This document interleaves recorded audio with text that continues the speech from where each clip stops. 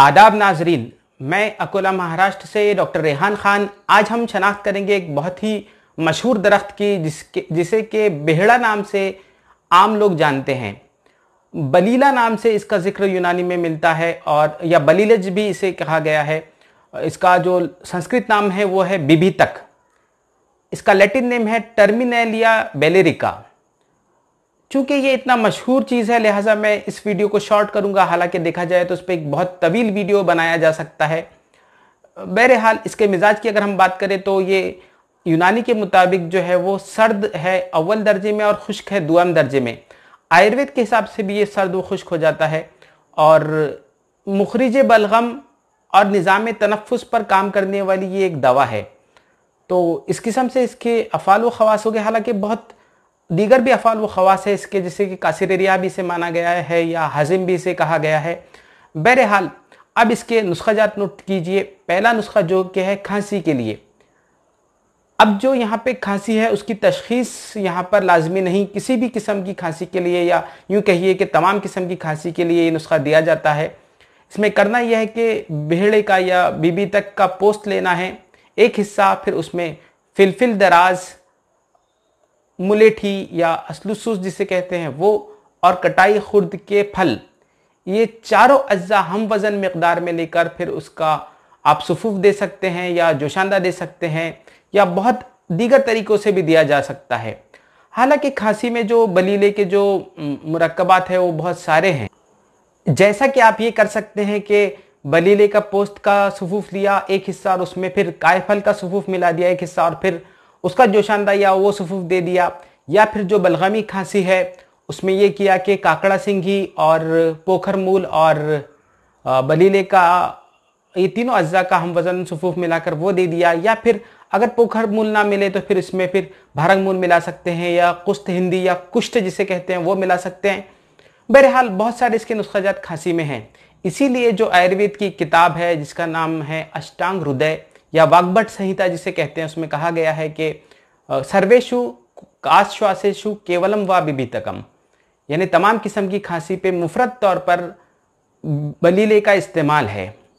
तो ये इसके नुस्खाजात हो गए। अगला इसका नुस्खा नोट कीजिए जो कि है ज़ौफ़ दिमाग के लिए। इसमें करना यह है कि एक हिस्सा लेना है बलीले का पोस्त, उसमें 2 हिस्सा मिलाना है मिस्री, और इस मुरक्कब में फिर आप हस्बे ज़रूरत फिर रोगन गाँव में यानी गाय के घी में से चर्ब कर कीजिए।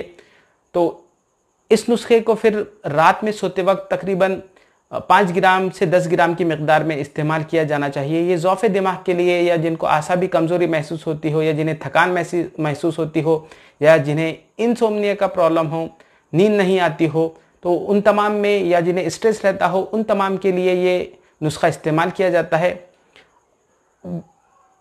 इसका और मज़ीद इसके ताल्लुक से मैं कहूँ तो इसके जो बीज होते हैं, फल के अंदर जो एक सख्त हिस्सा होता है और फिर उनको तोड़ने पर जो एक गिरी निकलती है या जो मग़ज़ निकलता है, उसके भी बहुत सारे इस्तेमालात है। वो गिरी जो होती है वो जो मग़ज़ होता है वो तिर्याक माना जाता है, ख़ासतौर से भिलावे के उतर जाने पर या भिलावे के जहर पर, या फिर इसी गिरी का जो तेल निकालकर बालों में लगाया जाता है।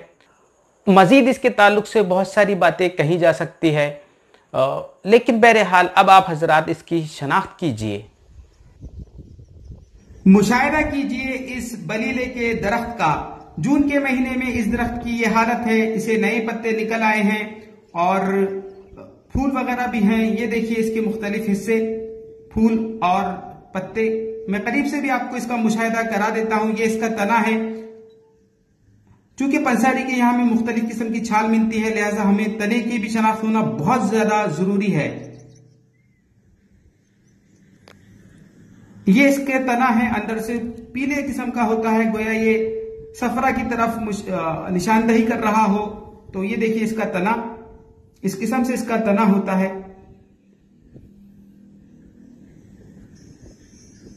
ये इसके नए फल हैं जो कि अभी डेवलपिंग स्टेज में हैं। तो इन फलों का भी मुशाहिदा कीजिए। ये देखिए इस किस्म से ये इसका पत्ता है जो कि बिल्कुल टर्मिनेलिया जीनस का एक टिपिकल किस्म का पत्ता होता है। ये देखिए पत्ता। तो ऑब्जर्व द लीफ वेनेशन, मैं आपको पुष्ट की तरफ से भी इसे बता देता हूं। ये देखिए पुष्ट की तरफ से इसका पत्ता। मार्च के महीने में इस दरख्त की ये हालत थी। इसे पतझड़ के मौसम में नए पत्ते आने लगे थे और जो पुराने पत्ते हैं वो गिर गए थे। हालांकि ये अभी फलों से बिल्कुल लबरेज है। ये देखिए इस किस्म के इसके फल होते हैं जो कि वक्त पर नहीं निकाले गए थे, लिहाजा वो जिसामत में थोड़े बड़े हो गए हैं। ये देखिए इसके फल करीब से,